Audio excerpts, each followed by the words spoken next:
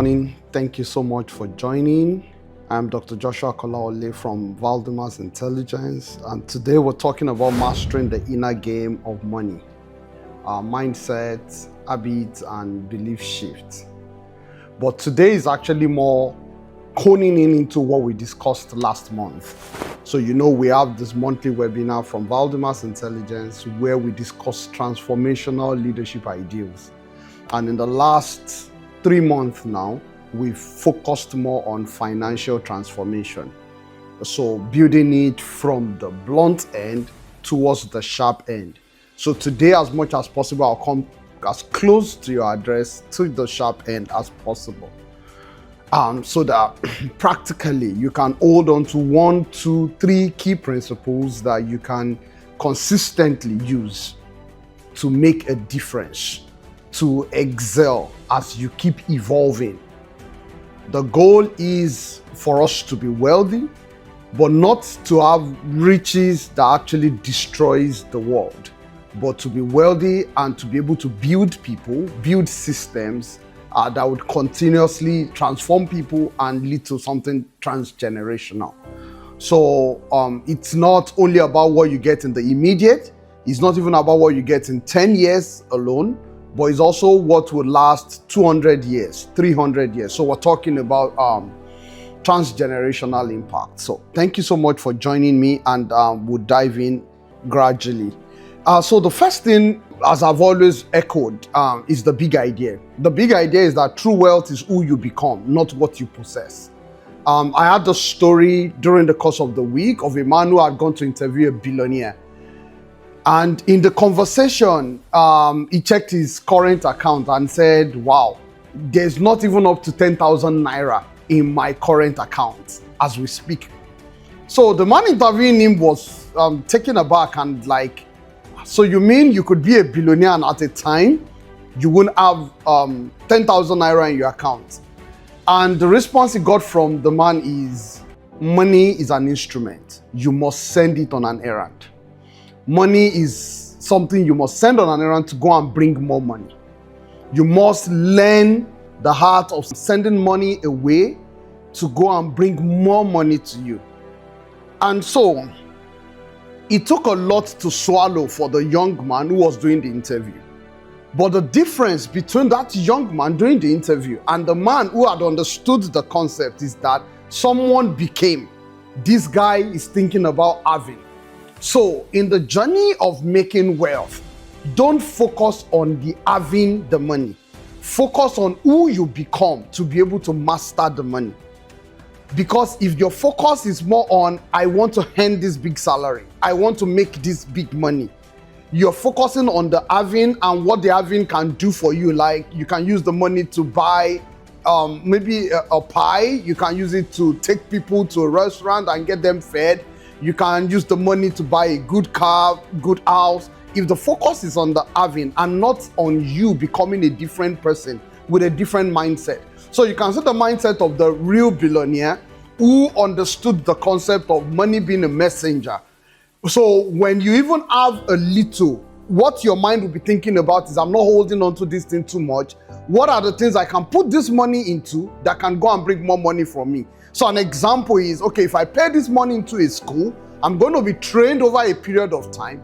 And by the time I become better trained, I would come out with greater results, becoming a better person, and anywhere I show up, I will be paid more.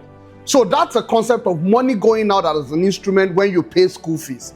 When you invest the money like into charity, when you put the money, a little chunk of your money into charity, you have sown a seed into life, and over a period of time, you expect the seed to grow, and it will pay you back in kind.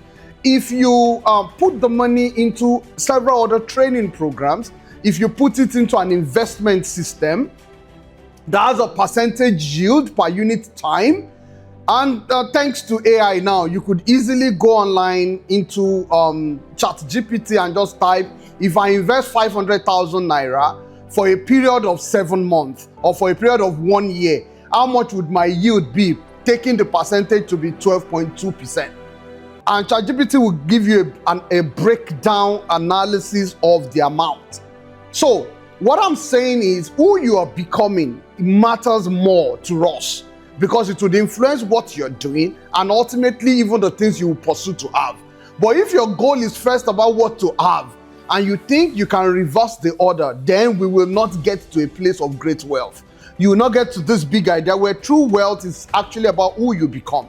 Who you become also speaks to the discipline in your blunt life. And when I mean blunt life, what you do when you wake up in the morning, the quality of your gratitude to even your God. Who you become, as in, would help us understand the discipline you would take on. You understand the quality of training and learning, your work ethics, your attitude to work, the kind of leadership love you would demonstrate even in your neighborhood.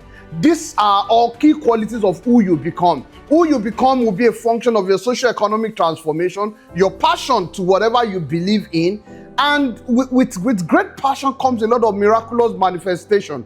I used to tell people as a younger person that if you're passionate enough about going to, of course I live in Ilorin then, if you're passionate enough about going to Lagos and you keep re-echoing it everywhere you go, people will call you and say, okay, so what are the challenges? If you tell them it's transport fare, they will give you the transport fare and say, go to Lagos. So once you're passionate and you keep speaking about something, very soon you will see life gravitate towards coming to support you. So if you are passionate, if you want to become wealthy, then you need to demonstrate a great amount of passion within a standardized value system, the right value system. You need to demonstrate that passion. So don't just believe you could be less practical, less adaptive towards creating more wealth and becoming wealthy. It doesn't work that way. So it's more about who you're becoming. It's more about your being. It's more about your person. So you must improve your capacity for faith and faithfulness. You must improve your capacity for leadership love. You must understand that leadership is about serving people. Serving, giving your time, giving your energy, giving your skill, and serving with integrity, serving with sincerity of purpose, demonstrating great energy. That's leadership love. And then the third one is your attitude has to change towards money, towards savings, towards investment. You have to have better attitude even towards relating with other humans, because you would also need the network of people to support you. You will not always know everything, but when you talk to one person, they will give you more ideas. So, but you need a good attitude for people to even trust you, people to be able to support you in the journey. So that's why attitude is a critical and important factor. The next one is, along the line, you will see some miraculous manifestation. Because when you demonstrate a lot of passion, you will see money gravitate towards you in such a way that, let's say you need money for a project and you're passionate about you're thinking through it, you're praying about it, you're thinking, you're planning. Before you know it, over time, when you orchestrate everything towards themselves, miraculously you will see some doors opened. I've experienced this many times and times over. Things will just happen that way. But it takes you planning, thinking, talking, asking, talking to people. It's as good as they could just arrange or rearrange a cycle to favor you. Things will just happen that way. I've enjoyed that a great deal. And then you need to also demonstrate passion. I love saying it like this. You need to demonstrate an evangelistic level passion. A passion that is greater than death.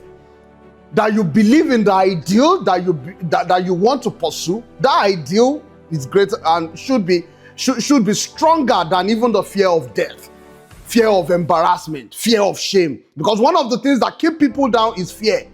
I don't want to be embarrassed. I don't want to be disgraced. What if this does not happen? Okay, as we're pushing on, what if we don't have money to do it? And so what I tell my wife and anybody that cares to listen is, don't you think that the God who already brought the passion for you will not have arranged the resources to align with it? So the question is, if you're not seeing the resources yet, you need to be asking questions on where the resources is. Because somehow the resource is around. That's why the passion came. So your question should be, start thinking, start asking, start talking to people, start praying about it until you have clarity on where the resources is around. So that's more about who you're becoming, and ultimately that leads to socio-economic transformation. So with what I've said, you would have seen mindset, the thinking, the learning. You would have seen the mission, a passionate mission, aligning your work with your calling, your gifting, your purpose. Then you'd have seen that money is not to be worshipped, it's to be used as an instrument. And then you will see the direction to impact in what I'm talking about. And obviously, you want to build a transgenerational legacy. That's multiplication. We spoke about the 4 pillars of wealth, and I just want to reiterate this. Remember, there's the financial dimension, there's the social dimension, there is your own human dimension as a person. And that's why you must be a lifelong learner, continuously improving your knowledge, your skill, your health, your integrating yourself into different circles so that you can, and then building meaningful relationships with people, community connections. And I'm going to talk about Dangote, how he had leveraged non-market strategy to also help him in the course of building his wealth. And then more importantly, the spiritual capital, your purpose, your inner peace, your connection to something divine, something greater. So today, these are the 5 key areas.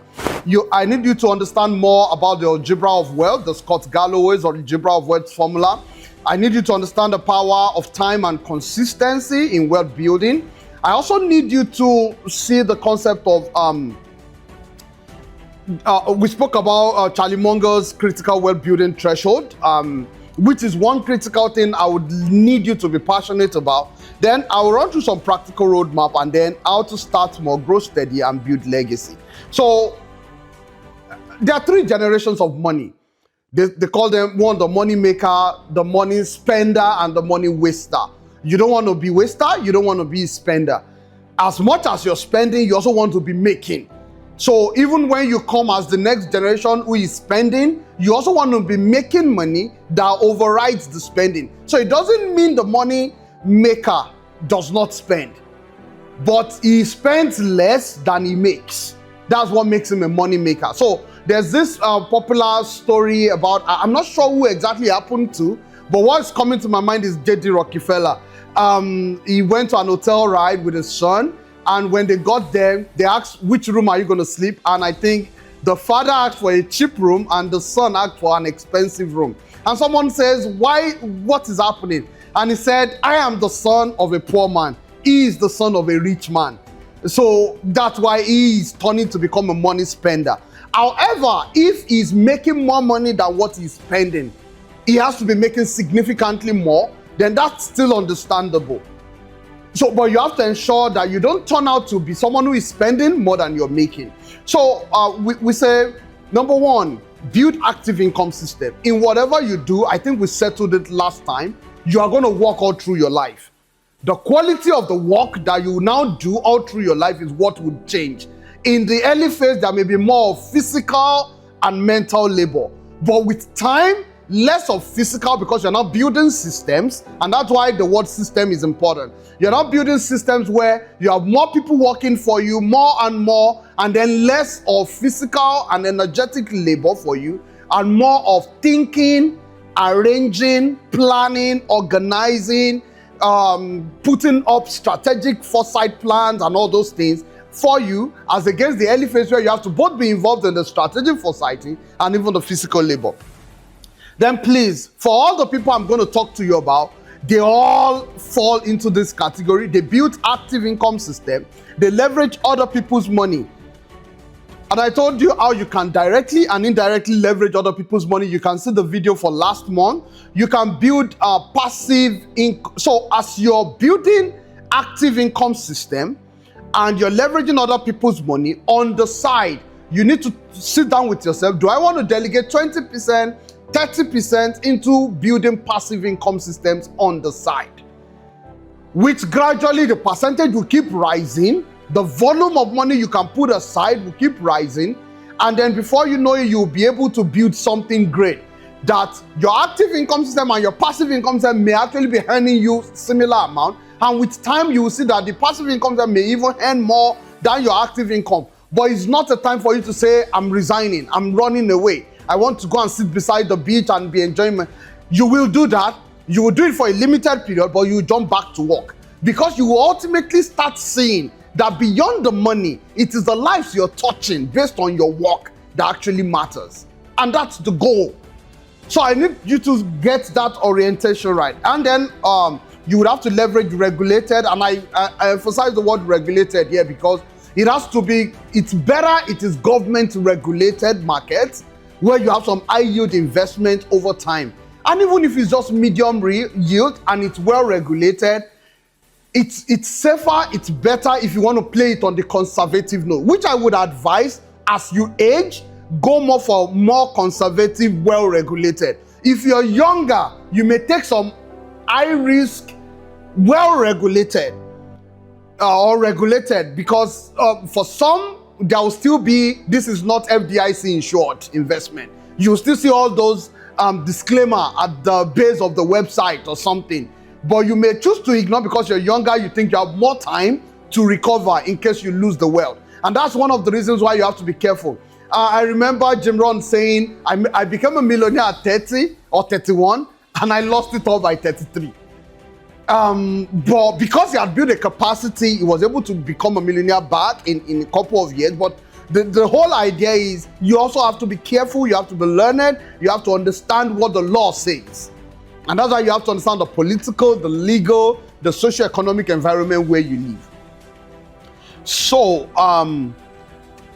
back to the formula, we say you need focus. You need a great amount of focus. I jokingly related, because there was a quote I saw on a book somewhere which says focus like a demon. And in my mind, I'm like, okay, so demons are really, really way focused. But I think the idea is focus in a dogged way that people will notice something about you, that you're throwing so much energy into this. And we said focus plus, you then open a bracket, stoicism multiplied by time, multiplied by diversification.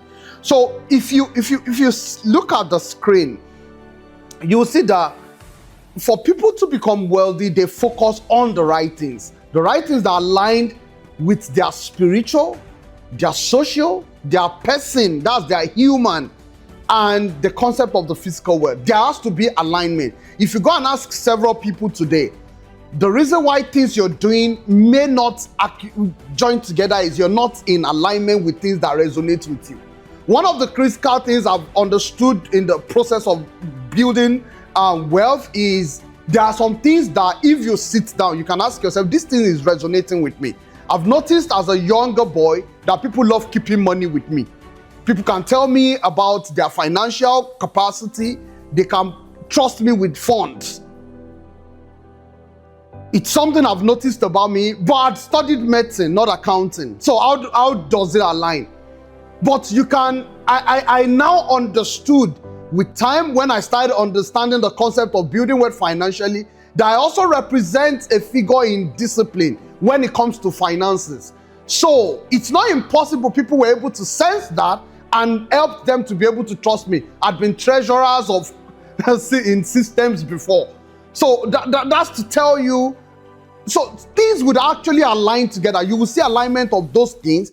When you sit down and study yourself, you ask yourself, what are the things that resonate with me?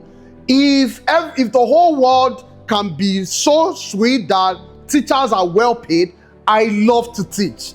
I am passionate about transmitting knowledge and to help to cause transformation. I should have just studied something in education. Do you understand? So, but this is the idea. Whatever is going to be the right thing for you, you will know it, because it will not only resonate with your calling, it will resonate with your passion, it will come effortlessly. Now, another thing you will use to balance it is, in that thing, you will have to ask yourself, what does the market need? Because you also must fulfill a market need for people to need you and exchange wealth for you. So you have to balance your passion with what does the market need and understand who you are as a person. The next thing is you need discipline in money and emotions. You need to be able to tell your emotions, we did not make enough money this month. So the suya we used to buy at the junction of so and so this month, we would have to reduce the quantity, or we will not eat suya for the next 8 weeks. Because I have paid school fees, I cannot buy a certain brand of shoes. So if I have to buy the lesser brand and it will get spoiled in 6 months, and I will still go and buy a lesser brand, it is better for me to have that, because you need to be able to tell your emotions look, I would invest this amount of money from my salary, and I would have to live on this little amount that remains. If I have to jump out of my bed 1 hour earlier every morning and start walking towards my workplace, I would have to do this, and I would take joy and solace in the fact that walking to my office has become an exercise, which is also good for my health. I would have to reframe the picture to my mind. I would have to tell myself, this hairdo, I can cut my hair and put a lot of good oil and water in it and comb it very well, and it will shine, either I'm a man or a woman. Okay, I have to barb every week. No, I would have to stop, or I'll realign my barbing to become monthly. I would have to either buy a clipper at home and learn how to shave, to clean up personally, to reduce my cost. We need to be able to deal with our emotions about, I can't buy Tommy Hilfiger, I will go and buy just a round neck and I will live and survive. It is not the clothes that defines you. It's you who is putting on the clothes that defines the clothes. If the vice president puts on any brand of clothes, or the president of a nation, it's the president that is carrying the cloth. Now, the most important part of our discussion is time, which is the growth engine, which I would urge you to start early. The best time to plant a tree would be 20 years ago. The next best time would be now, today. The growth engine is time. You will need time to build something meaningful. The time in the market matters more than timing the market. A lot of us love to be dippers. When you have when you have hot water and you have a bag of Lipton tea, some people just want to come and dip it and go, but some would allow the tea to settle into it and become. And that is the important part. The time spent thinking, consistently doing, saving, pulling resources together to get things done. Not coming today, do something, run away, come another 10 months time, 1 year time. It won't really help to build something that lasts. Except as you're pulling it in this, you're putting it into something greater that makes you more wealthier, and you're leveraging different financial structures, but everything is culminating together towards a certain direction. The most powerful force in finance is compound interest. And then the most important thing is your capacity to spread your risk by diversifying your portfolio. So you have on your screen, if you can see now, you have on your screen 4 great minds that it's almost practically impossible for you to not know if you're from Africa or if you're living in this current age. It's practically impossible for you not to have heard about Warren Buffett, Bill Gates, and maybe if you're in Africa, Aliko Dangote and Femi Otedola. So I picked these 4 folks, and I have a graphical representation before me of how over time they've built something great. So starting with Warren, of course, the oldest of them, 1956, started Buffett Associates and Limited. Became a billionaire between 56 and 1980. So that's about 22 years. And then by 1980 to year 2000, became one of the world, was gravitating towards becoming one of the world's richest. So what do I want to say? You will see Berkshire Hathaway invested into a couple of things, but it's a single investment system structure that was built over time, leveraging other people's money. He had leveraged what he knew how to do. He had his own active work, Buffett Associates. He leveraged other people's money, raised a lot of investment, and then he built passive income on the side, passive businesses on the side with stocks, which continuously grew. And then he was able to found Berkshire Hathaway, which is also active. I think he just retired and is handing over to someone else. So that's to tell you that even at that very old age, he was still active in act. So I've told you the idea is, and he still lives in the same house he bought many, many decades ago. Emotions. He controls these emotions, regulated what he needs to do. And I learned he could drive a brand new car for like 10 or 20 years.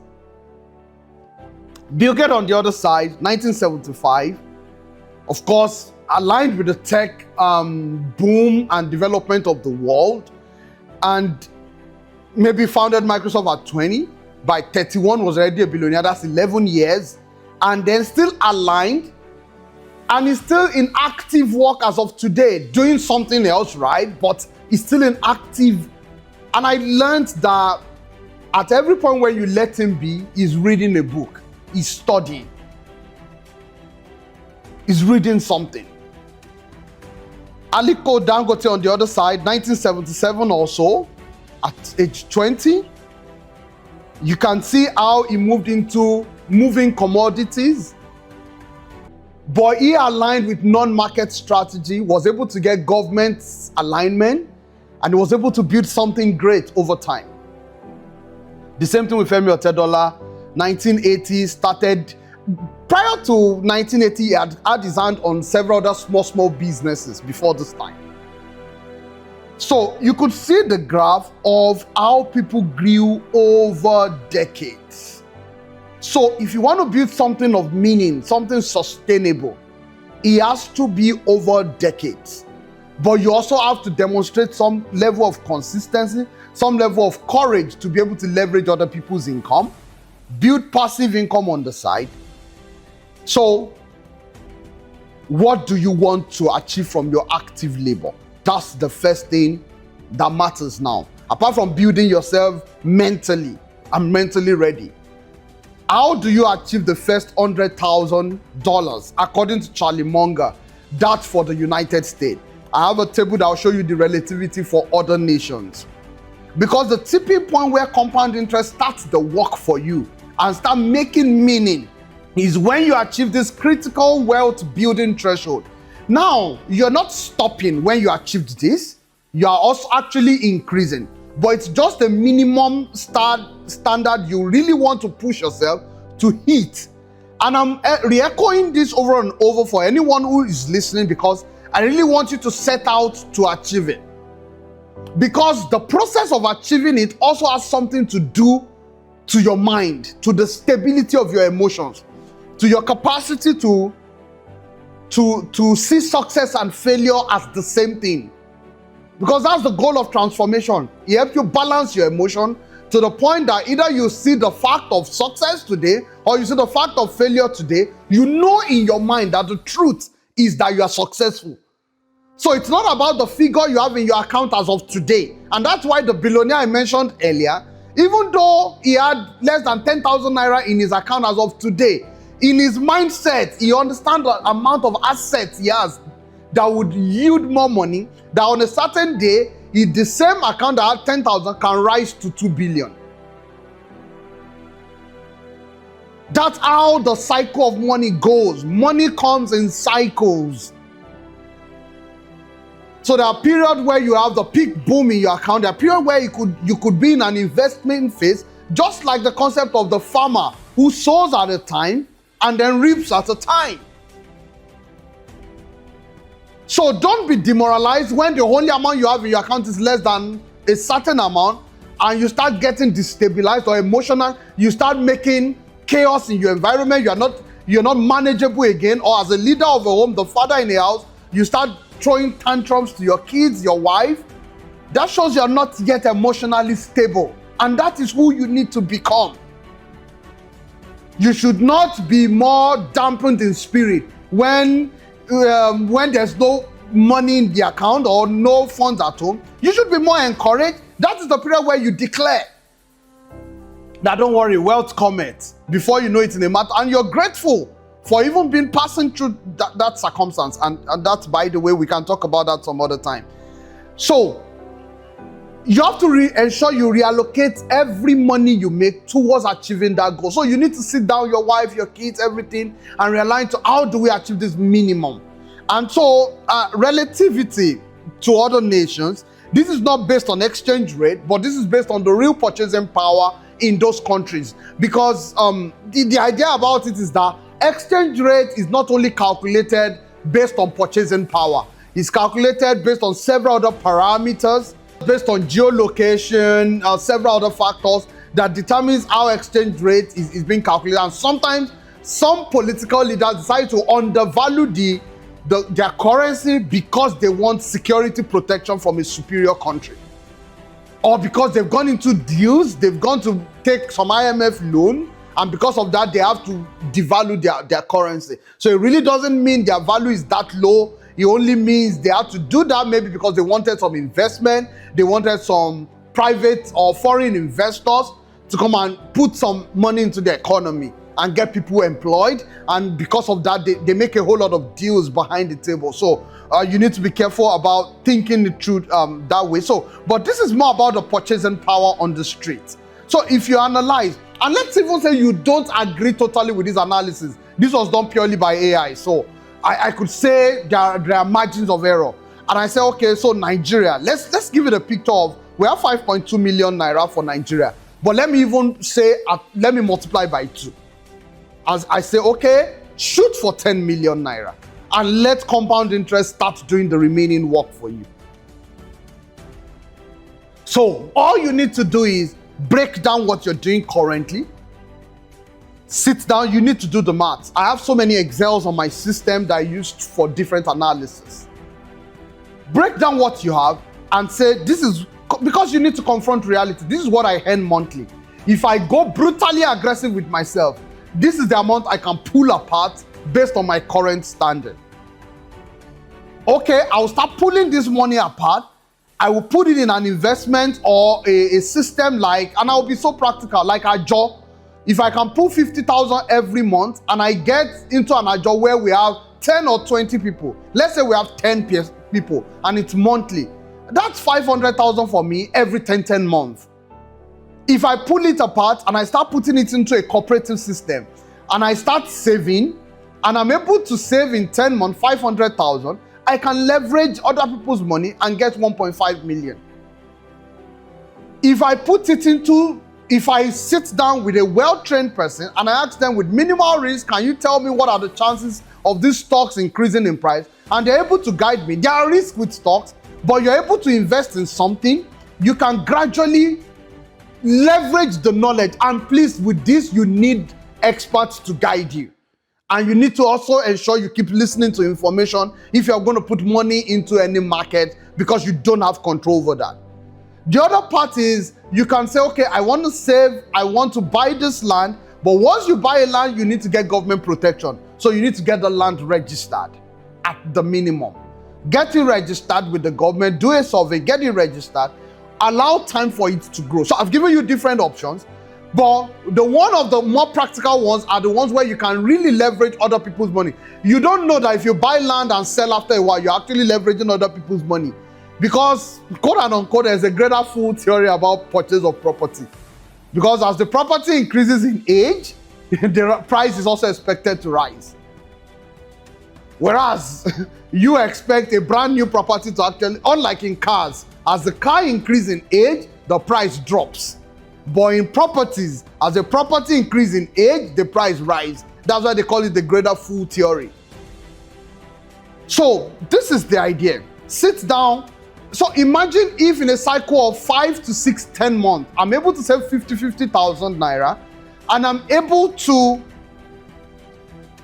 leverage other people's income. And in that cycle of 5, 10 months, my 50,000 in the first 10 months that saved to become 500,000, if I put it in an agile, a cooperative system, and I'm able to get a 1.5 million, that means I just need a cycle of 1.5, 1.5, 1.5, 1.5 in 5 places. I'm already at 7.5 million in a space of less than 5 years, and I'm already getting closer to Charlie Munger's 10 million estimated threshold. But one thing you don't know is that my capacity to remain disciplined in that 5 to 6 or 7 years is actually what is the critical differentiating factor. So you may be focusing on my growing the money from 50,000 naira saving every month to the capacity to have 10 million in a fixed investment somewhere, in landed property, well strategically located, in a fixed investment somewhere that yields at maybe 10, 15, 20% per annum, depending on the cycle, depending on the kind of investment.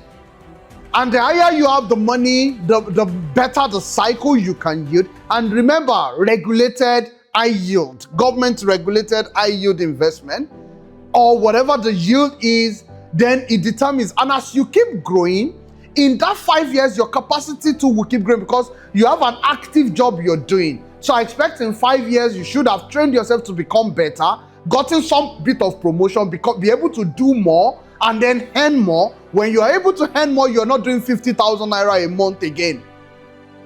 Because your percentage would have increased. You'll probably be doing 70, 80,000 naira, or let's say 100,000, and then that would increase your capacity to put into the same, maybe a job or a cooperative system, leverage it and get the bulk of money and put in your investment. Now, the process of doing that is actually the discipline process. So we're combining two principles here. The first principle is beating the threshold, getting to that threshold of, and I just stayed on the naira, so it's easy to communicate this. And if you earn in dollars, it's fine. If you earn in dollars, all you also need to do is monthly, how much can I remove? If it's $1,000, if it's because people pay rent of $1,000, people pay rent of $4,000. So if I can pay the rent of $4,000 consistently, why can't I drop my rent, cut out of that money, and then put $2,000 in investment? And by 25 months, I would be at 50,000. By 50 months, which is just 4 years, I'll be at 100,000. So the road to Charlie Munger's critical wealth building threshold is actually a space of, even for an average earner, is a space of 0 to, let's say, at the maximum 7 years.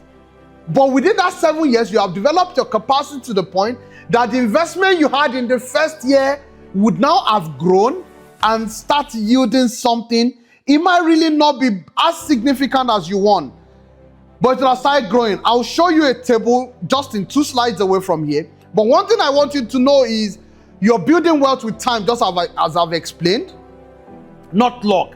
And this wealth grows by the time you stay in the market. So you need to settle down and understand how market things work.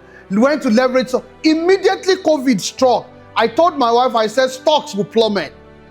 And after a while, people will understand it and stock will start rising back. And that was exactly what happened. GT Bank shares went down to 16 naira.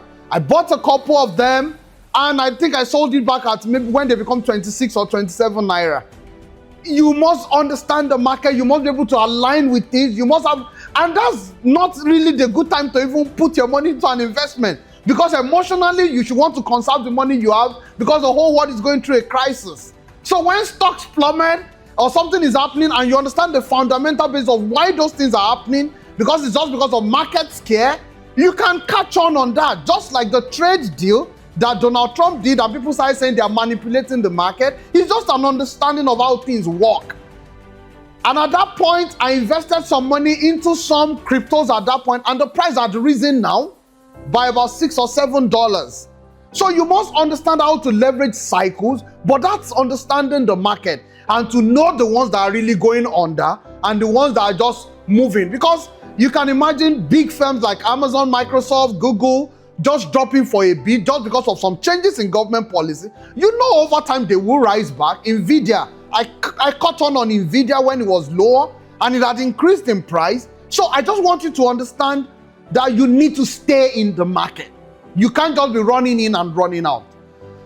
Avoid over diversifying and chasing every new opportunity. You have to understand the game and then align, ask questions, read, study. Don't quit when the growth feels slow. There are some stocks I've purchased and they are so slow and I've left them. There are some land you will buy and you expect that area to boom very quickly and it will not happen. Then you relax and take it on a longer, you know that that's a marathon, not a sprint.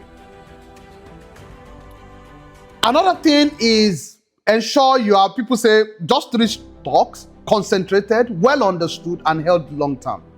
Concentrated, well understood, held long term. Study the leaders, study the people running that business. Then leverage other people's money to get to your threshold faster. I'd re-echo that. Live below your means aggressively. Frugality isn't forever, but it is necessary until you break that wall. that minimum threshold. Cut your expenses ruthlessly. It's going to save you a great deal. Actually, I tell people, when you're drowning, you need to put in every energy to come back to the surface of the water so that you can take oxygen. It doesn't matter who you are when you're drowning. So when you're drowning, you have to put in all the effort, all the energy, all the fight, all the strength in you. That is not the point when you say, I want to work 8 hours a day. That's the point where if it requires you working 20 hours a day, you better have to do 24 hours. I remember when I was in medical school, I got a result and it wasn't quite a good result. I packed everything that was my material and I went into the university. I was practically living in a lecture theater because I was reading 18 hours a day until I was able to turn the average score to above the passing grade. That is how you should fight ruthlessly. You don't see a bad score and now lose focus and say there's nothing I can do. And a lot of us, our parents have told us things that are not going well, and you're still calm and relaxed like things will just happen. When you hear about something not going well, that's the point for you to readjust your sacrifice. Know that you need to fast more, you need to eat less food, you need to push harder, you need to walk more, you need to do something more. And don't forget, consistency is superior to intelligence in this case. You need intelligence, but you need consistency. You need to be steady, you need to start small, you need to keep pushing hard. Even $100, which doesn't matter in the United States, like in terms of maybe the value compared to what you can use it to buy in the grand scheme of things. I'm not saying $100 doesn't matter, don't get me wrong. In the grand scheme of things, just like in Nigeria, people, and I like that in developed nations, if you give some amount in your offering, the people will look at you like, why are you doing this? But in less developed nations, we can throw all those kind of money around in parties. So you have to build your emotions to not look into those directions and be strong enough and put value on every naira, on every dollar, on every pound that comes into your hand. Once you hit the 6 figure, the money starts working harder than you do. Once you hit the 6 figures, the money starts working harder than you do. But you don't stop working. Don't forget, you're still in active working and you're still putting more money into that passive system so that the passive system keeps working harder for you. Keeps working harder for you. And at a point, the scale at which that passive system will now start yielding results will far outweigh what your income. So let's go over this table analysis now, and I'll show you the next graph. So you're able to gather 5 million, and we are tagged whatever year you start. Let's say I start now, and in 4 years I'm able to gather 5 million. I will count 4 years time as year 0. Even though in the process of the 4 years, I will still keep building my capacity to become better. So I put 5 million the first year, but the 5 million itself yields $1 million. But I added another 5 million. Let's say I'm able to, my same 5 million becomes 6 million. This is showing you just a static initial investment. But there's another concept where, let's say the next year I added another 5 million, it becomes not only 6 million, or let's say the next year I added another 1 million, to even be very conservative now. I added another 1 million, so my 5 million had yielded 1 million. This is based on 20%, and even if it's 10%, let's say my 5 million had yielded 5.5 million. I'd become 5, and I was able to add 1 million. If I'm putting 6.5 million into the system, in another 1 year, 6.5 million would yield something which will be compounding on my initial 5 million, my gained 500,000 or 1 million, and another 1 million that I'm adding. If in 2 years' time, I'm able to add another 1 million, my 1 million is compounding the 6.5 million that I'd add, plus the interest from the 6.5 million, which will definitely be more than 1.2 million. So if I add the 1.2 million to 6.5 plus another 1 million that I'm adding, if I'm able to discipline my appetite and keep growing this way, it's only a matter of time. The first 10 years would be rough. I am practical. The first 10 years, they may mock you. Your society, your community may mock you, because the color of your clothing may change on you in the bid of trying to spend excessively on clothing, on things that does not matter. You would have to refactor yourself towards training yourself and becoming better and reinvesting. So your system may mock you, they may do a whole lot of things. But you need to understand the goal, that the first 10 years is going to be rough. But I can promise you, after the 10 years, if you look at this mathematical analysis on your screen, after the 10 years, the rate at which you move in each box starts spanning out. If you can survive the first 15 years, trust me, you're already on an irreversible scope. Another thing I've told you is that in that 15 years, remember, your mindset would have changed. So it's not only money you're growing, you're actually growing your capacity as a person. And that capacity is more important. The capacity is more important, and that's why Jim Rohn says he became a millionaire at 30. He lost it maybe within 2-3 years, but in another 2-3 years, he became back because he had grown the capacity to know how to become a millionaire. So the goal is building that capacity. And so when you look at this 20 years plan, you see that things start turning significantly well, that the initial 5 million he has invested in year 1 now became, as a year 10, the interest earned alone is 5 million. So by year 10, your initial cost, you can actually turn into profit as at that time. Now, the world has a lot of inflationary correction, price keeps increasing, I understand that. But imagine if you don't start 10 years ago, because the inflation will still be there and you still have to increase costs on everyday expense. And that's why I said the best time to start is early, is now, if you have not started. And whatever capacity you have built in your past years, this is the time to leverage those net worth, and be able to leverage other people's income and build. And so imagine in 10 years, you now have 5 million, but your initial capital had grown to 25 million, which is already 5 times your original fund. But one important thing I need you to start paying attention to is by the time you're able to make it up to year 20, you start with 5 million. So imagine your first 5 million in the first 5 years. If in another 5 years, by the time this is becoming 10 million, you're also been able to put another 5 million. Imagine by year 10, you have put 5 millions. So when you're getting to year 20, when this is becoming almost 200 million, you're having another set of 25 million, 30 million, 77 million that is also coming behind the 200 million. So you're not only having 200 million at that point, you're having 200 million plus another year 15, because that will be 20 years minus 5. 77 million minus another 5, 30 million, which if you add to 77 will become 107. And in another 5 years, you have another 12 million. 107 plus 12 will be 119 plus 200 million. So you're already at like 319. And that's the power of consistency. And don't forget, when you have huge cash, you can negotiate more what percentage you would get in any market. When you have huge cash, the compound interest starts changing in your favor. So you need the discipline of being ruthless. Now, because our time is wrapping up in the next 7 minutes, I want to take you through another journey of 4 great minds. Jeff Bezos to start with. Founded Amazon in 1994 as an online bookstore.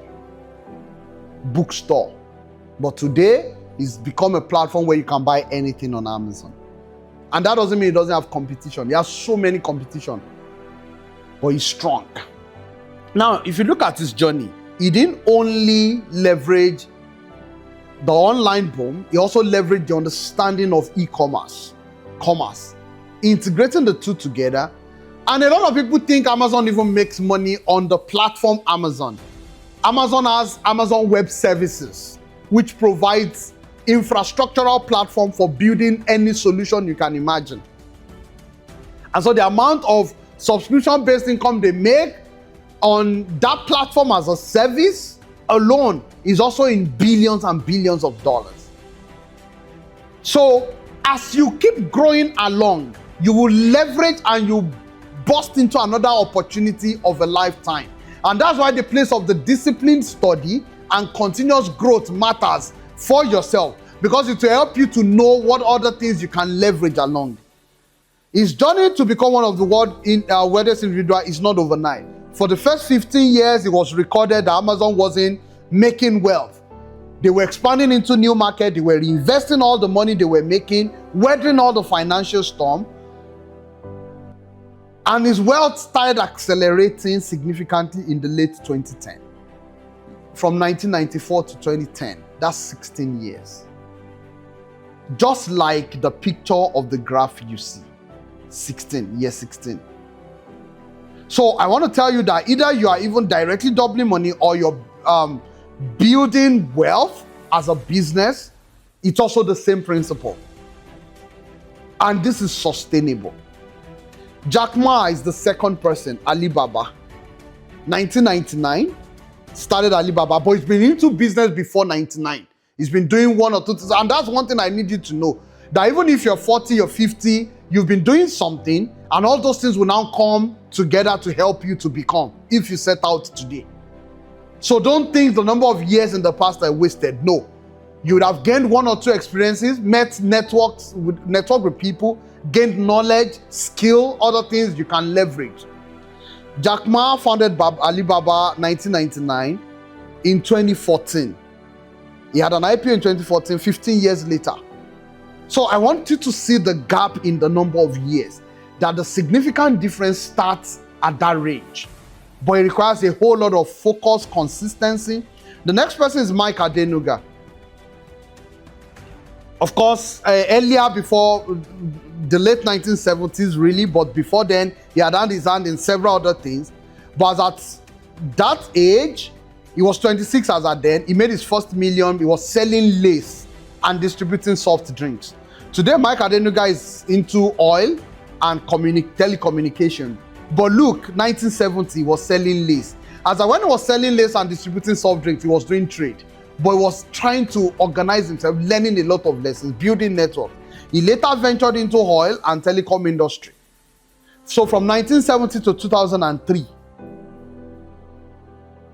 And then that was his major turning point. But he has built a lot of wealth of experiences over those decades.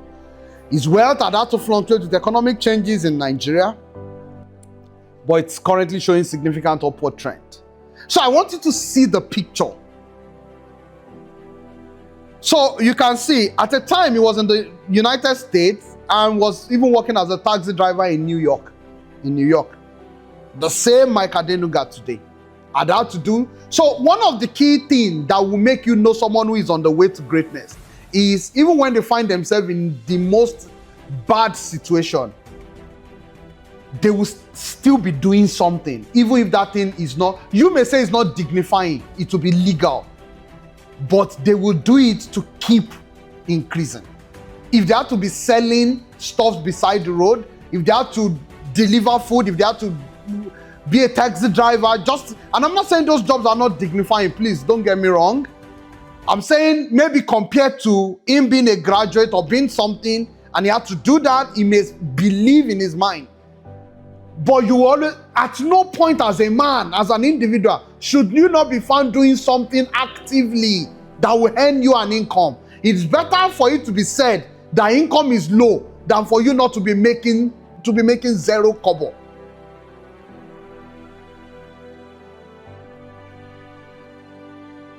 And I'll wrap it up with Cosmos Magica.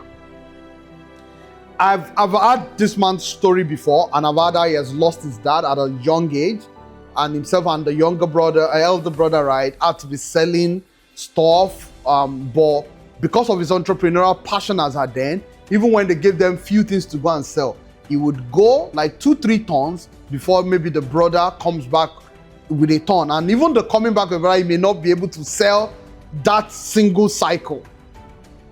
He had poured his energy into it, gradually, of course, went to serve people, did apprenticeship, just like the Eastern part, which is a great idea towards building wealth. A lot of us do not want to go through apprenticeship. You don't want to submit to learning, understanding, which might be dangerous. A lot of us just wants to jump out and start being the boss. Sometimes you may have to serve your boss for years to understand the whole concept. Because it's not only about the direct trade side that is allowing you to see. There's also the human adaptive leadership side that you need to understand over time. And you will never get to understand that if you don't stay for years.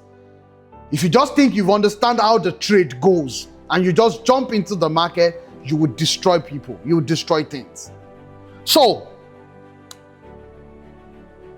Cosmos, of course, is a worth of $800 million, but don't focus on the world because even that figure is still wealth.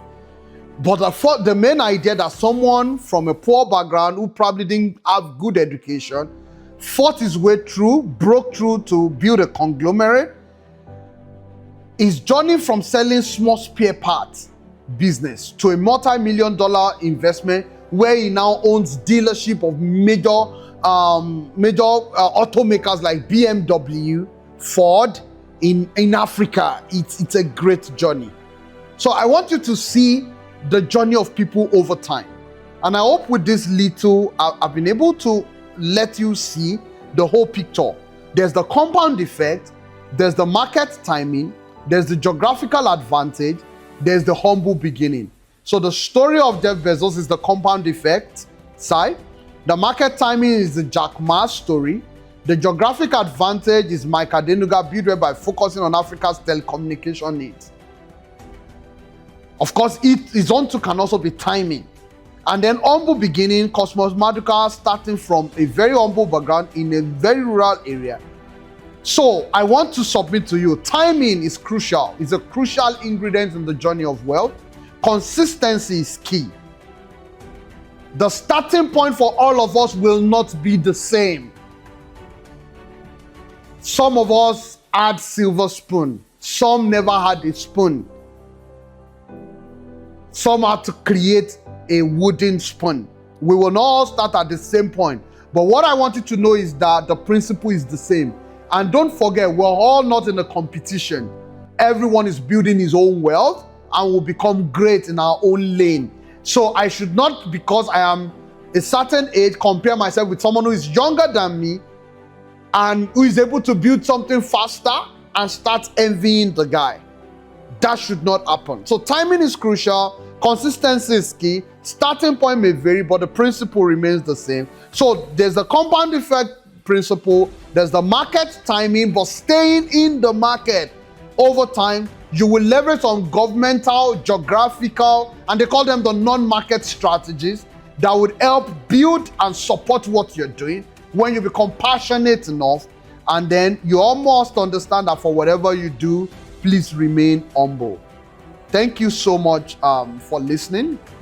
But I want to appreciate everyone who had taken time out to join this morning. This is really, really appreciated, and hopefully would get to see you month on month. Thank you so much for joining us. Yeah, I always say it this way: questions are more important than answers. If you ask the right question, you will get the right answer. The capacity to ask the right question requires a lot of intelligence.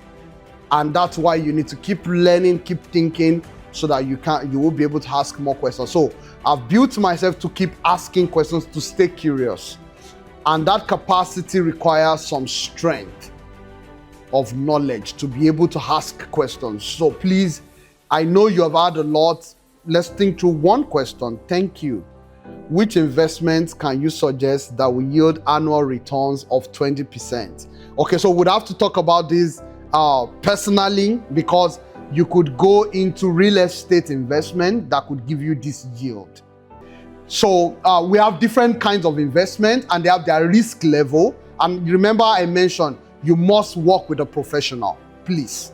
You must work with a professional. So you would definitely get, at a cycle in the same Nigeria, Treasury bills was eating like 25% interest rate.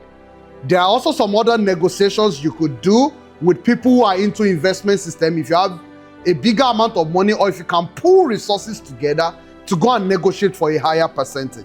And that's why I said this is more of what we can talk about one-on-one, because it will determine, it's based on your current capacity, how much do you have what risk level you're willing to go into, and what assets you want to invest in.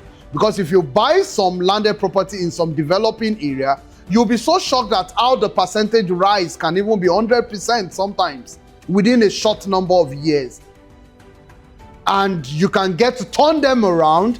Of course, I mentioned the greater food theory over a period of 4 to 5 years, and you'd have made your own very huge percentage, sell it, and then get your own income and divest into something else.